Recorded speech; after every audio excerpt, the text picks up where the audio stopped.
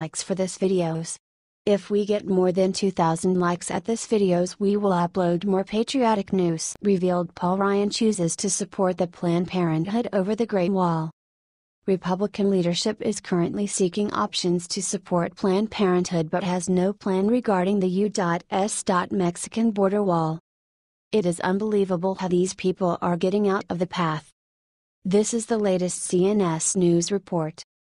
When Donald Trump stood in the lobby of Trump Tower on June 16, 2015 and announced he was running for president, he told all who listened to mark his words.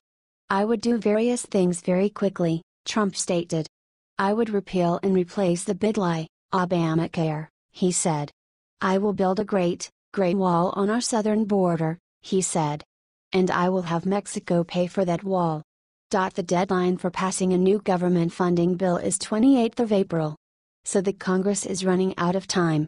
Right now, there is no whisper of banning the Planned Parenthood from the bill. But, the whisper is one of Trump's request will be excluded. A request to provide $1.4 billion in order to start with the building of the Great Wall on our southern border. The Republican House seems to have two options only.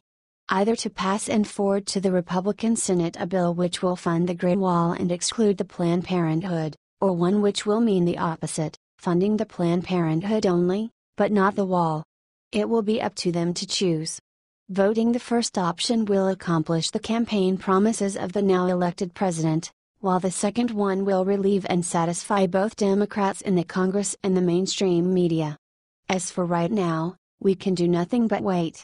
We would be happy to hear your thoughts and predictions.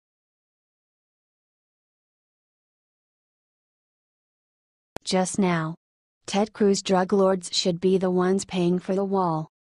A new, alternative, solution including a strange source has just appeared, following the struggles of the president's administration which is seeking ways to finance the construction of the wall between the U.S. and Mexico, using the federal budget. Senator Ted Cruz, this Tuesday, proposed the money captured from El Chapo Guzman, who used to be the mastermind of the hugest drug cartel, to be used for the building of the wall. Also, he advises that all of the funds swiped in the future, mainly from drug distribution business, to be used for this mean. U.S. authorities are seeking the forfeiture of more than $14 billion in cash proceeds from narcotics sales, that Guzman has earned during his long career. Says Forbes. The El Chapo Act is the formal name of the legislation, one which is proposed by Cruz and contains the detailed explanation of his plan. $14 billion will go a long way toward building a wall that will keep Americans safe and hinder the illegal flow of drugs, weapons, and individuals across our southern border. Stated Ted. If his bill passes the Senate, the money will be used both for the wall construction and border protection. The bill imposes that any funds confiscated from drug masterminds in the future will be provided for the border security. This suggestion is not the first of its kind. Having the money seized from Mexican drug cartels would mean that the bad Mexicans would end up paying for the wall, and the bad Mexicans have been terrorizing the good Mexicans with crime and kidnappings and murders within Mexico itself. Was stated by Jim Sensenbrenner, a Republican who has already brought a related proposal in the House. Saying that we're going to have the Mexican drug cartels end up paying for the wall, that may very well be something that is powerful enough to get the institutional inertia in the Senate overcome. Stated Sensenbrenner. As a head of the Sinaloa drug cartel, he was arrested and succeeded to break out Mexican prisons twice. Later on, this January his extradition to the States happened. He is currently facing accusations for a lot of things, including over 500 tons of cocaine believed to have passed over the U.S. Mexico border. He is put in a maximum security prison in Manhattan, where he's awaiting a jury trial. People are skeptic he'll get out of prison since the largest amount ever paid in U.S., in a drug case, reaches $14 billion, an amount thought to be out of reach for Guzman. His net worth was calculated to somewhat more than $1 billion in 2009's Forbes ranking, but he was not included between the billionaires 4 years later since the Forbes decided his capital was unverifiable. We would be happy to hear your thoughts and predict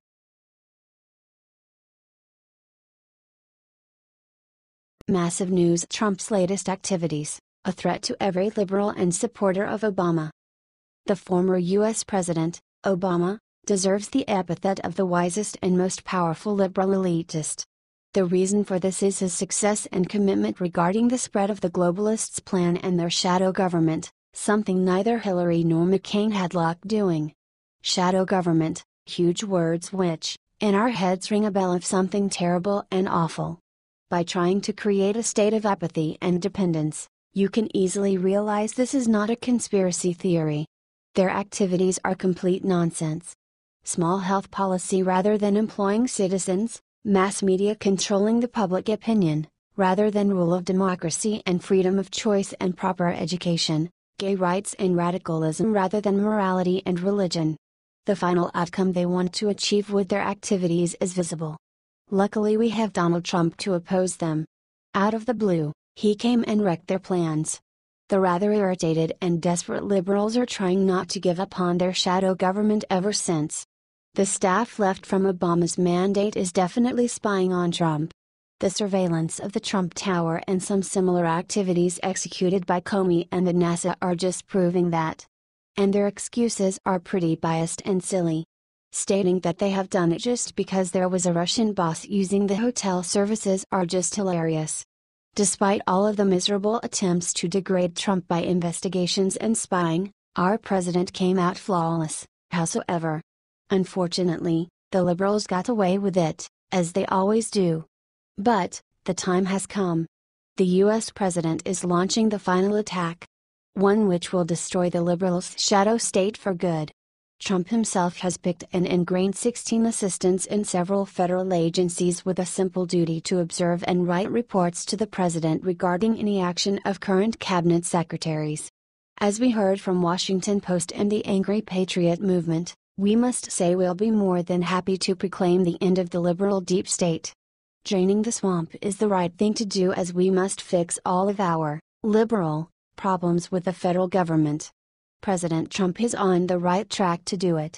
Behind the scenes, though, they're on another mission: to monitor cabinet leaders and their top staffs to make sure they carry out the president's agenda and don't stray too far from the White House's talking points. Was reported to the Huffington Post by several WH officials. We all support the president's actions and hope that the end is near. Thank you, Donald Trump. This is how you make America great again.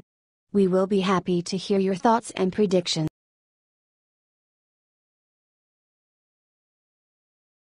Wow. Gowdy breaks his silence after 2 of his investigators are found tortured and killed. 2 federalized deputies working for Gowdy were discovered tortured and killed recently while on their way to serve a search warrant on the Clinton Presidential Library.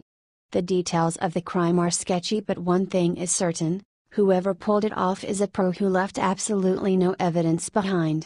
According to the Washington feed, Mr. Gowdy, who has had little to nothing to say on the matter for security reasons, released a statement from his office where he is currently holed up under the protection of U.S. Marshals. The incident in Arkansas is just the latest in a vast conspiracy to cover up crimes by one of the most corrupt families in human history.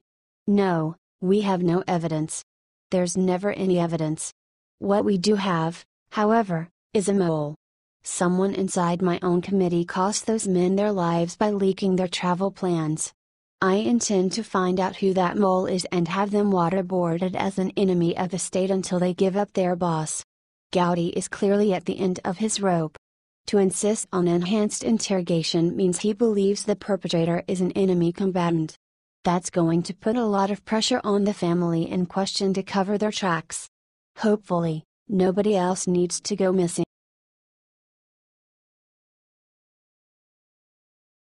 Breaking: Bill O'Reilly definitely does not like the recent news.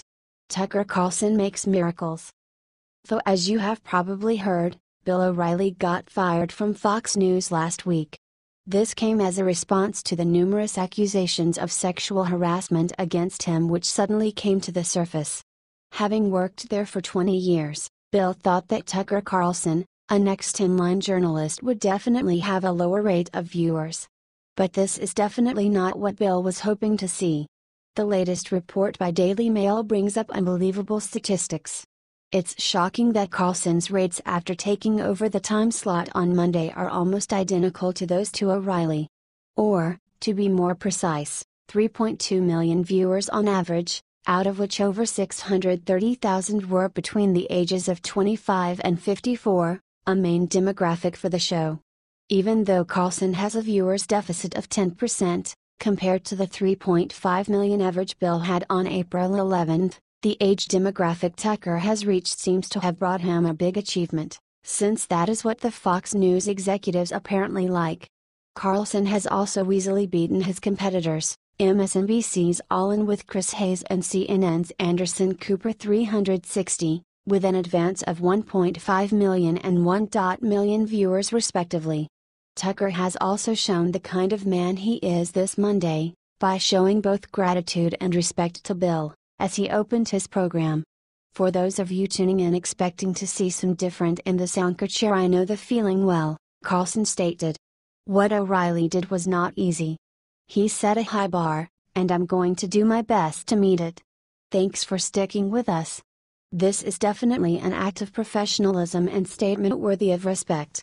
We would be happy to hear your thoughts and opinions.